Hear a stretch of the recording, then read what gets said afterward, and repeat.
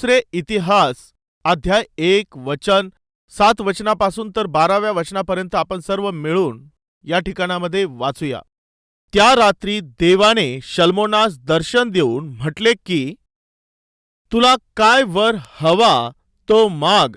अशा प्रकारे परमेश्वर त्याला बोलला. तेव्हा शल्मोन देवास म्हणाला, त्याने विनंती केली, माझा बाप दावीद याजवर तुझी फार कृपा असे व तू मला त्याच्या जागी राजा केले आहे, तर आता हे परमेश्वरा देवा, तू माझा बाप दावीद यास दिलेले वचन पूर्ण कर, म्हणजे मला स्थिर कर.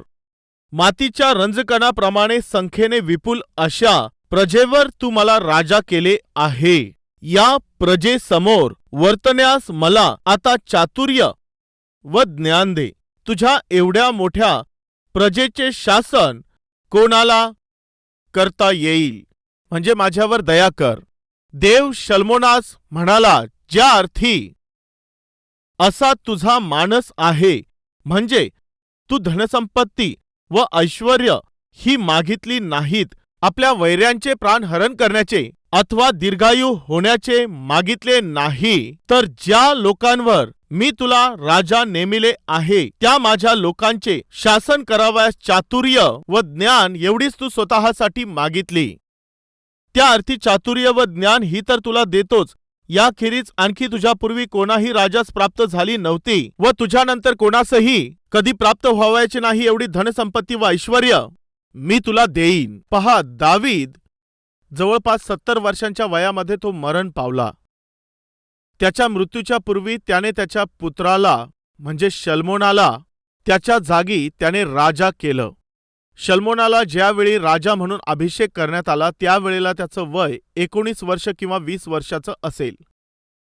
याचा अर्थ तो तर अगदी तरुण असा होता. शल्मोन हा इस्रायल लोकांमधला तिसरा राजा होता. पहिला राजा होता शौल, दुसरा राजा दावीद होता आणि आता तिसरा राजा शल्मोन झाला होता. त्याला राजा म्हणून घोषित करण्यात आलं, निवडण्यात आलं. शल्मोनाच्या नावाचा अर्थ असा आहे हिब्रू भाषेमध्ये शालोम या शब्दामधून ते नाव आलेलं आहे. याचा अर्थ आहे शांती. त्याच्या नावाप्रमाणेच त्याने राज्य चालवलं होतं. जवळपास 40 वर्षांपर्यंत त्याने शांतीमध्ये व समाधानामध्ये राज्य केलं. त्या देशावरती कृपा करण्यात आली होती. शल्मोनाने ज्या देशावरती राज्य केलेलं होतं त्या देशामध्ये 40 वर्षांमध्ये कधीही युद्धाबद्दल ऐकण्यात आलं नव्हतं. युद्ध न करता म्हणजे कोणत्याही युद्धाशिवाय, युद्धाच्या भीतीशिवाय खूपच शांतीमध्ये आणि समाधानामध्ये शल्मोनाने राज्य करावं अशी परमेश्वराने आशा ठेवलेली होती. 40 वर्षापर्यंत परमेश्वराने त्याच्यावरती कृपा केली, परंतु नंतर युद्धासाठी जागा तयार झाली. देशाच्या बाहेर असणारे जे शत्रू आहेत ते शल्मोनावरती हल्ला करत नव्हते, तरी देखील दैहिकरित्या जगल्यामुळे सैतानाच्या परीक्षांमध्ये पडून त्याच्या अधीन जाऊन आंतरिकरित्या युद्धामध्ये हारून शल्मोन पराजित झालेला आहे आपल्याला दिसतं. त्या रात्री परमेश्वराने शल्मोनाला दर्शन दिलं होतं. अशा प्रकारे या ठिकाणामध्ये आपण वचनामध्ये ऐकलेलं आहे. 7th वर्स वचन 7 मध्ये म्हटलं, त्या रात्री परमेश्वर प्रगट झाला. शल्मोनाला त्याने दर्शन दिलं. तुला माझ्याकडून कोणता वर पाहिजे आहे तो तू माग, मी तो तुला देईन. ही किती चांगली ऑफर आहे, जरा सांगा. तुला काय पाहिजे ते माझ्याकडे माग, मी तुला देतो, असं देव बोलला. कधी? त्या रात्री. त्या रात्रीच्या आदल्या दिवशी काय घडलं होतं? का परमेश्वराने एवढं प्रसन्न होऊन शल्मोनाच्या समोर असा ब्लँक चेक ठेवून दिला? कारण काय होतं हे समजून घेतलं तर चांगलं होईल.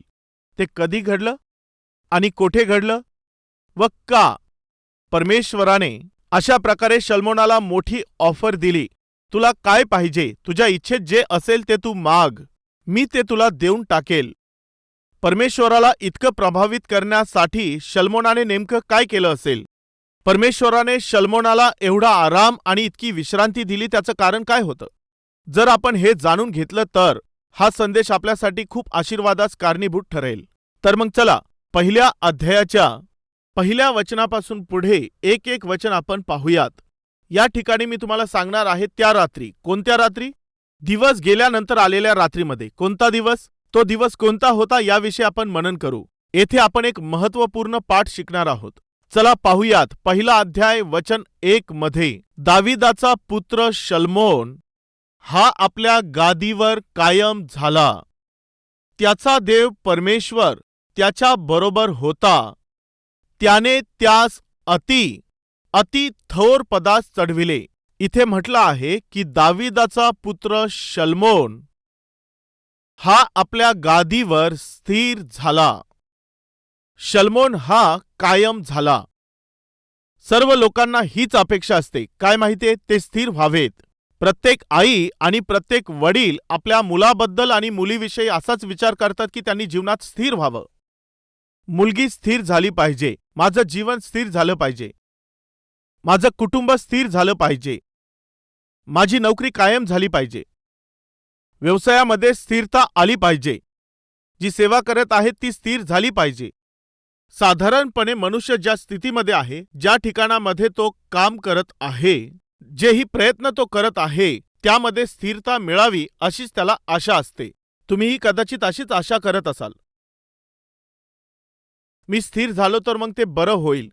हो, बरेचसे लोक या प्रकारे बोलत असतात. मला चांगलं काम नाही याचा अर्थ असा आहे की स्थिर असणारं काम नाही.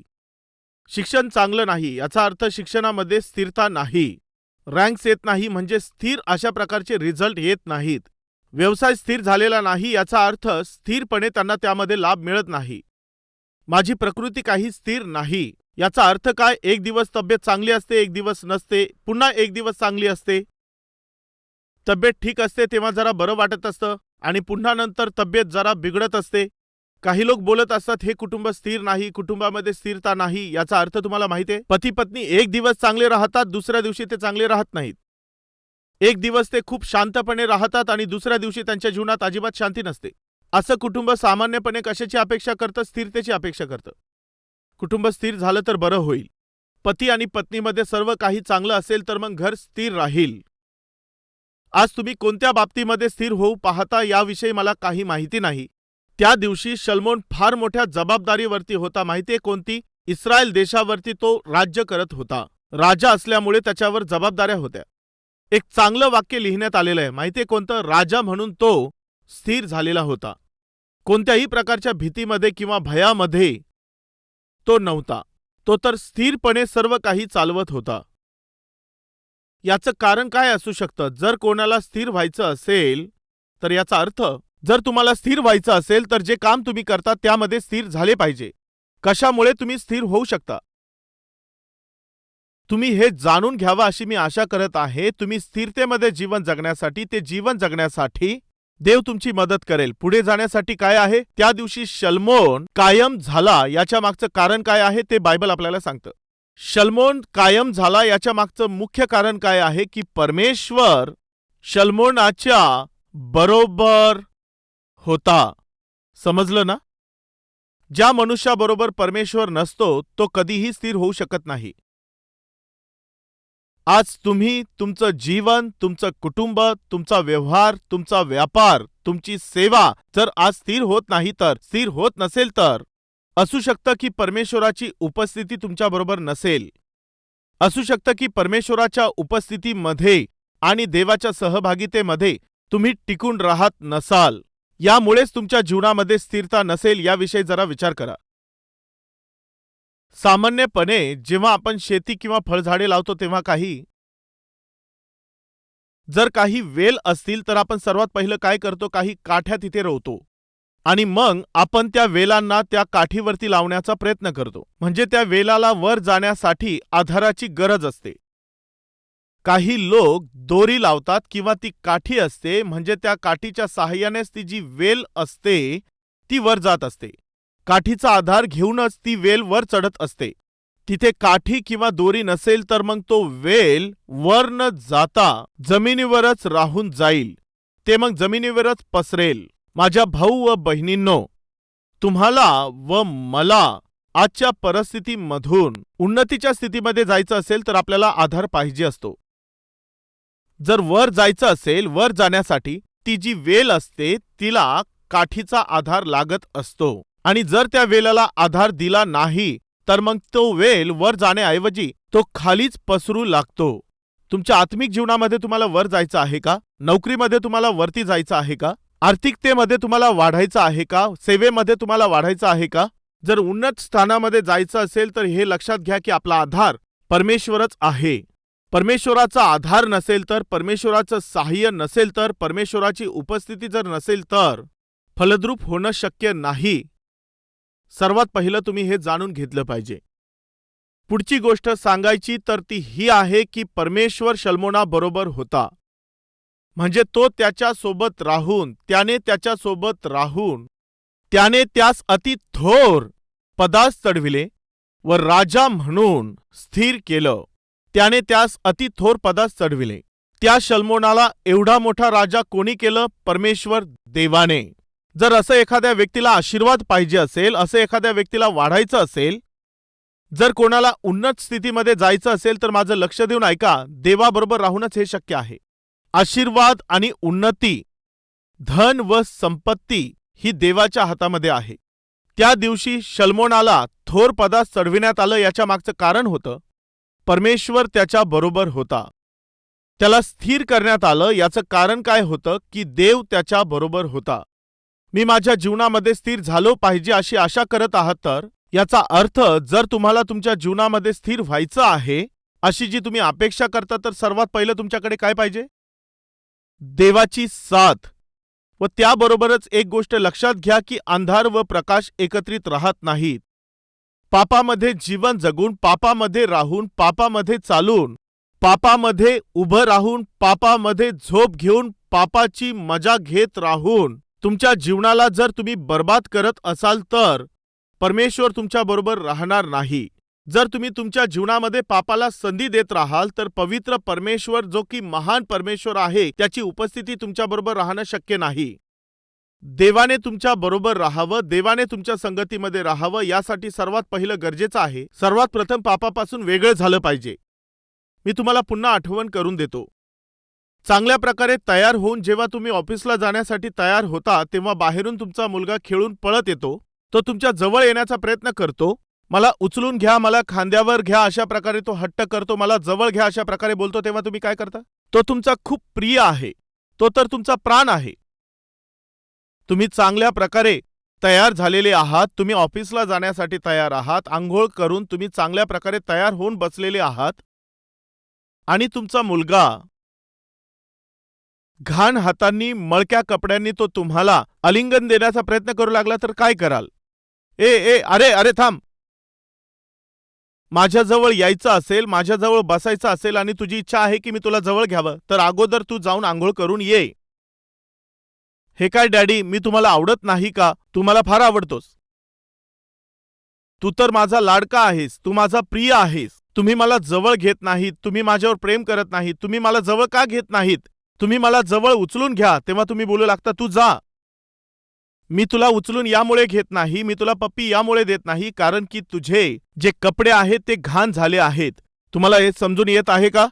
देवाच्या उपस्थितीचा, देवाच्या सहभागितेचा तुम्हाला अनुभव येत नाही तर, त्याचं प्रेम तुमच्या जीवनामध्ये आणि त्याचे आशीर्वाद तुमच्या जीवनामध्ये दिसून येत नाही तर त्याचं कारण ही घाण आहे. जर तुम्ही ती साफ केली नाही, प्रभू येशू ख्रिस्ताच्या रक्ताद्वारे तुम्ही ती धुतली नाही तर परमेश्वराची प्रीती, परमेश्वराचे आशीर्वाद व त्याची दया मिळवणं अशक्य ठरेल. कृपया हे समजून घ्या. दुसरी गोष्ट, तो कायम झाल्यानंतर, म्हणजे त्याचा देव परमेश्वर त्याच्या बरोबर होता. त्याने त्यास अति थोर पदास चढविले. स्थिर झाल्यानंतर, वचन 2 आणि 3. शल्मोनासह सर्व मंडळी गिबोन येथल्या उच्चस्थानी गेली. परमेश्वराचा सेवक मोशे याने रानात बनविलेला देवाचा दर्शन मंडप तेथेच होता. ती जागा यरुशलेम पासून 8 किलोमीटरच्या दूर अंतरावर होती. हा गिबोन नावाचा प्रांत होता. तर ऐका मित्रांनो, शल्मोनाने सर्व इस्रायलांना, म्हणजे सहस्त्रपती, शतपती, न्यायाधीश आणि इस्रायलांच्या पितृकुळाचे सर्व नायक, या सर्वांना सांगितल्यावरून, याचा अर्थ असा आहे, म्हणजे सर्व इस्रायल लोकांना सांगण्यात आलं. शल्मोनासह सर्व मंडळी गिबोन येथल्या उच्चस्थानी, गिबोन येथे जी पितळेची वेदी होती तिच्या जवळ ते सर्व गेले. ही महत्त्वपूर्ण गोष्ट आहे. त्या रात्री, ही ती रात्र होती जेव्हा परमेश्वर प्रत्यक्ष शल्मोनाबरोबर बोलला होता. त्या रात्रीच्या अगोदरचा जो दिवस होता त्यामध्ये काय घडलं जर आपण हे जाणलं, का त्या रात्री परमेश्वराने शल्मोनाला दर्शन देऊन म्हटलं की तुला जे काही पाहिजे ते माग, मी ते तुला देईल. परमेश्वराने त्याला असं का सांगितलं हे जाणून घेणं अत्यंत महत्त्वाचं आहे. चला आपण ते पाहूया. नंबर 1, शल्मोन हा स्थिर झाल्यानंतर देखील देवाला विसरला नाही. जरा लक्ष देऊन ऐका. स्थिर झाल्यानंतर देखील तो देवाला विसरलेला नाही.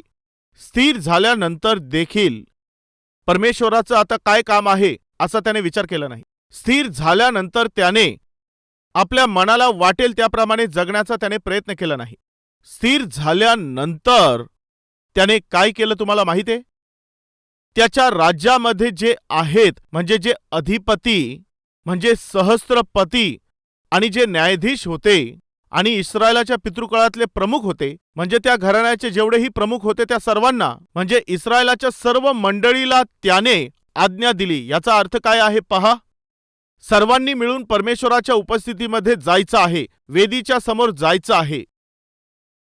आपण त्याची आराधना करायची आहे, आपल्याला त्याची उपासना करायची आहे, त्याचा धन्यवाद करायचा आहे, त्याला अर्पणं अर्पायची आहेत. तर तुम्ही चला असं सांगून त्याने त्या देशामध्ये असणाऱ्या सर्व लोकांना बोलावणं पाठवलं. साधारणपणे जर एखादा मनुष्य स्थिर होतो तेव्हा मग त्यानंतर त्याच्या आत्मिक जीवनामध्ये थोडीफार कमतरता येते. ही गोष्ट खरी आहे. नोकरी नसते तेव्हा त्या व्यक्तीमध्ये आत्मिकता असते, परंतु नोकरी जेव्हा प्राप्त होते तेव्हा त्या व्यक्तीमध्ये थोडा बदल येत असतो. सर्वांच्या बाबतीत नाही, परंतु अधिकतर लोकांच्या बाबतीत. देवच हे करू शकतो. 2 वेळचं जेवण मला केवळ देवच देऊ शकतो. कष्टांमधून बाहेर काढण्यासाठी देवच मदत करेल. या इंटरव्ह्यूमध्ये पास होण्यासाठी देवच माझी मदत करेल. विवाह होण्यासाठी देवच मदत करेल. विवाह होऊन इतके वर्ष होऊन गेलेले आहे तरी देखील कोणतीही संतती नाही. बऱ्याचशा डॉक्टरांना भेटलेले आहे, बरेचसे उपचार केलेले आहेत, परंतु तरी देखील कोणतीही संतती झाली नाही. तर त्यासाठी देवच मार्ग आहे. मी जितके प्रयत्न करायला पाहिजे होते ते सर्व प्रयत्न करून पाहिले आहे, परंतु आता देवच मार्ग आहे. यामुळे सकाळ झाल्याबरोबर आपले गुडघे ते टेकतात, संध्याकाळ झाल्याबरोबर गुडघे टेकतात, रात्री झोपण्यापूर्वी गुडघे टेकतात. माझ्या कष्टांना, आत्मिक समस्येला, माझ्या आजारांना, माझ्या कुटुंबातील समस्यांना, मुलांच्या ज्या समस्या आहेत, पतीची जी समस्या आहे, पत्नीची समस्या आहे, आजूबाजूला ज्याही समस्या आहेत, सहभागितीची समस्या, मंडळीची समस्या, मंडळीमधील मोठ्या लोकांची, लहान लोकांची समस्या, या सर्व समस्यांसाठी तुम्ही काय करत असता? जर मला या समस्येमधून बाहेर पडायचं असेल तर बस केवळ परमेश्वरच माझं सहाय्य आहे, तोच माझा आधार आहे, परमेश्वरच मला यामधून बाहेर काढील. मग काय करायचं? परमेश्वराच्या जवळ जाऊन त्यातून सुटकेसाठी प्रयत्न करायचे आहेत. उद्धार प्राप्त करण्यासाठी देवाच्या उपस्थितीमध्ये येऊन तुम्ही प्रार्थना करता. त्या बदल्यामध्ये देवाने आशीर्वाद दिला. म्हणजे तुमच्या आजूबाजूला जी समस्या आहे, तुमच्या आजूबाजूला जी त्रास आहे, ज्या अडचणी आहेत, तुमच्या आजूबाजूच्या सर्व समस्यांना, तुमच्या व्यवसायामध्ये असणाऱ्या सर्व समस्यांना प्रभूने दूर केलं. असं का? यासाठी की तुम्ही शांतीने जगावं. बापरे, जे काही माझे कष्ट होते ते सगळे निघून गेले, त्रास तर निघून गेला.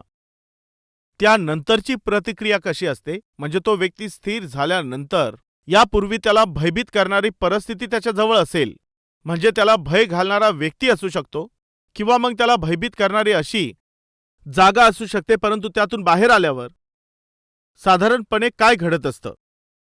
चला आपण पाहूया. सामान्यपणे आपल्याला दिसून येतं. दुसरा इतिहास अध्याय 26. इथे अध्याय 26 मध्ये आपण वाचू शकतो. पहा, नंतर तुम्हाला पाहिजे तर हा अध्याय तुम्ही वाचू शकता. जर तुम्ही हा सर्व अध्याय वाचून काढला तर मग हे चांगलं होईल. वचन 3 पहा.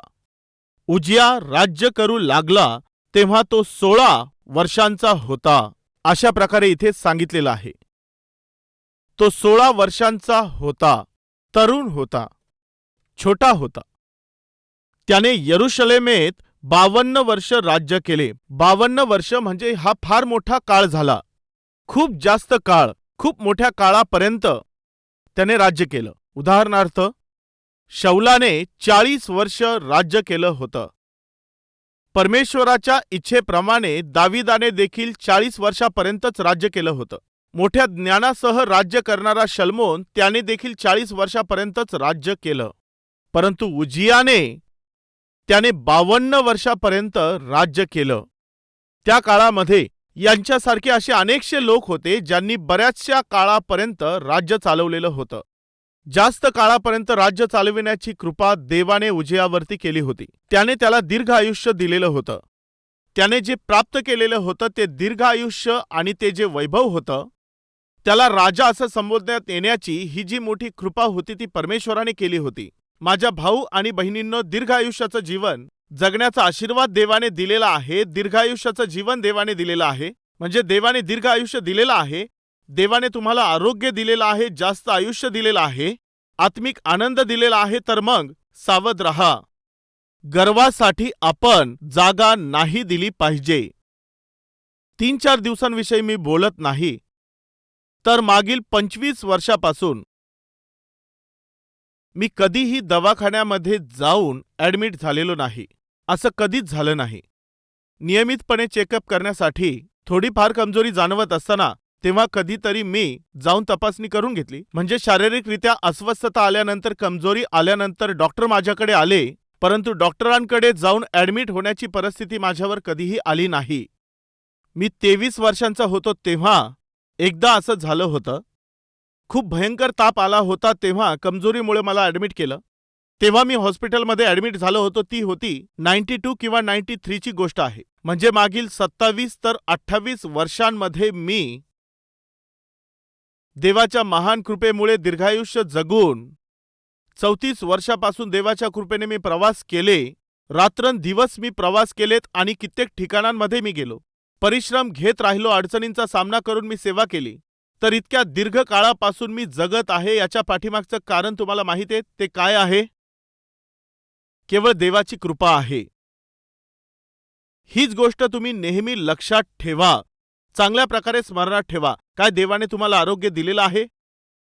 तर देवाने तुम्हाला जे दीर्घ आयुष्य दिलेलं आहे, दीर्घायुष्य दिलेलं आहे, तुमच्या जीवनामध्ये त्याने कोणतीही समस्या येऊ दिली नाही. म्हणजे देवाने तुम्हाला असं दीर्घायुष्य दिलेलं आहे. तुम्ही कारने कितीतरी वेळेला गेला, बाईकने कितीतरी वेळा गेला, ॲक्सिडेंट झाला नाही. मी देखील गेलो. यस, म्हणजे मागील 30 वर्षांपासून मी सेवेमध्ये काम करत आलेलो आहे. यात किती लाखो किलोमीटरचा प्रवास मी केला असेल मला माहिती नाही. इतके लाखो किलोमीटरचा प्रवास केल्यानंतर देखील माझा ॲक्सिडेंट झाला नाही. काय ही परमेश्वराची कृपा नाही का? म्हणजे दीर्घ आयुष्य, म्हणजे जे दीर्घ आयुष्य आहे हा तर परमेश्वराचा आशीर्वादच आहे ना. पण यासाठी गर्व करण्याचं कारण नाही फ्रेंड्स. 52 वर्षापर्यंत राज्य करणारा उजिया नावाचा हा राजा, त्याला कृपा प्राप्त झाली. असू शकतं बऱ्याच काळापासून तुम्ही नोकरी करत आहात. असू शकतं की तुम्ही दीर्घ काळापासून एकाच जागेमध्ये काम करत असाल.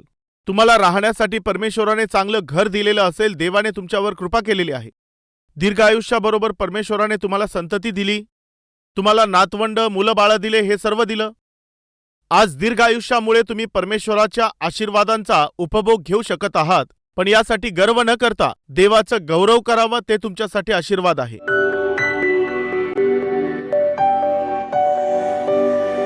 महान परमेश्वर बापा, प्रेमळ देवा, त्या दिवशी, त्या रात्री तू शल्मोनाला दर्शन दिलंस. तुला काय पाहिजे? जे इच्छित आहे ते तू माग. असं विचारल्यावर त्याने दीर्घायुष्य मागितलं नाही, मान मागितला नाही, संपत्ती मागितली नाही व त्याने राज्य मागितलं नाही. तर त्याला दिलेली जी जबाबदारी आहे त्यासाठी पाहिजे असणारं ज्ञान त्याने मागितलं. तुझ्या इच्छेप्रमाणे राज्य चालविण्याकरिता त्याने तुझ्याकडे ज्ञान मागितलं. ही इच्छा ऐकल्यानंतर तू त्याच्यावर फार प्रसन्न होऊन त्याच्या बरोबर राहिलास. धन, संपत्ती व ऐश्वर्य हे सर्व काही तू त्याला दिलंस देवा. आज जेव्हा आम्ही तुझ्या उपस्थितीमध्ये येत असतो तेव्हा बरेचशा छोट्या छोट्या गोष्टी तुझ्याकडे मागतो. आमच्या इच्छेमध्ये जे असतं त्याचीच आम्ही अपेक्षा करतो. त्यांच्याशी तुलना करून त्यांच्यासारखंच बनण्याचा प्रयत्न करतो. कारण देवा, आमची आत्मिकताच तशी आहे. त्या दिवशी शल्मोन आत्मिकतेमध्ये स्थिर झाल्यानंतर देखील तो गर्व करत नव्हता. उच्च स्थानी पोहोचल्यानंतर देखील तो तुझ्यापासून दूर गेला नाही. 10 लोकांना तुझ्या जवळ आणणारा व्यक्ती तो बनला. ज्या जागेमध्ये होता त्या ठिकाणी त्याने तुला अर्पण वाहिली. ते पाहून तू त्याच्यावर फार प्रसन्न झालास. त्याच्यासारखंच तुला समर्पित होण्यासाठी तुझी कृपा तू आम्हाला दे. येशू ख्रिस्ताच्या नावाने ही प्रार्थना आम्ही मागत आहोत बापा. आमेन.